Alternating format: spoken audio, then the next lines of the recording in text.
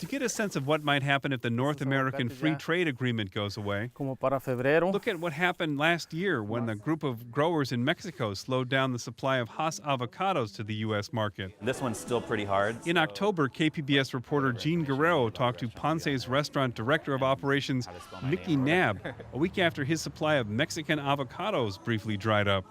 As soon as you seat people, you have to let them know, because half of our menu has guacamole or avocado listed as an ingredient in something. Avocados have become so popular so quickly that it's hard to remember that, for most Americans, avocados have been a staple for less than 20 years.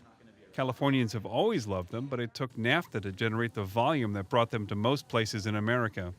Avocados from Mexico. The Texas-based trade group Avocados from Mexico has sponsored Super Bowl ads, like this one from 2016. But most amazing of all are the avocados from Mexico. They're always in season, so you can enjoy them all year long. By 2014, Avocados from Mexico says Americans were consuming 1.7 million pounds of avocados, more than double the amount eaten in 1997.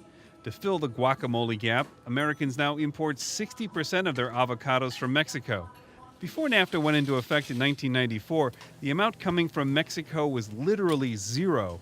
The U.S. banned all imports of Mexican avocados. Even minor disruptions in supply can cause public outcry.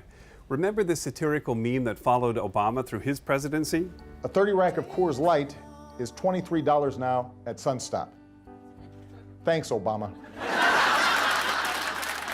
Around the time of the Super Bowl, Twitter started using the same meme to blame President Trump for the rising price of avocados. Prices were just starting to come down when people were preparing their guacamole for the Super Bowl. If you look at the screen, look at No's complaint. Avocados from Mexico are going to cost you an arm and a leg now. Thanks, Trump. Down here at Maximilian, too bad none of us will be able to eat avocados from Mexico again. Thanks, Trump. Just to be clear, President Trump hasn't done anything to NAFTA just yet. Though the outcry should give the White House something to think about as they look at making changes that could impact consumer prices. Mexican avocados aren't likely to disappear from American shelves.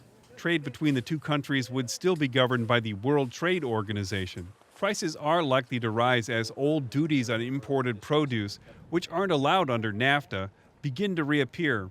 The U.S. sold $17.7 billion in farm products to Mexico.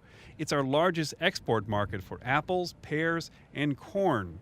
That integration means Mexico can also retaliate if the U.S. imposes new taxes. The relationship in between the U.S. and Mexico. Mexican Senator Armando Rios Peters spoke recently at UC San Diego. The senator has a bill that would encourage Mexico to buy corn from places other than the U.S., a move that would hurt farmers in the Midwest. Is there a tangible fear in Mexico at this point that you could be throwing out the... Well, there's a lot of uncertainty. The main thing, one of the pillars of NAFTA was uncertainty, and now there is a lack of it because you have a president here that uses Twitter to keep on generating stability to NAFTA and to the relationship Mexico-U.S. Aside from the president's tweets, congressional Republicans are looking at cutting the tax on exports and imposing a 20% tax on imports, dubbed the Border Adjustment Tax. Trump campaigned on a straight-up 35% tariff on goods coming out of Mexico. Now let's get to work. Secretary of Commerce Wilbur Ross said he plans to fix NAFTA to make it a fair deal, not just a trade deal. At the moment, we don't exactly know how any of those ideas will play out. Steve Walsh, KPBS News.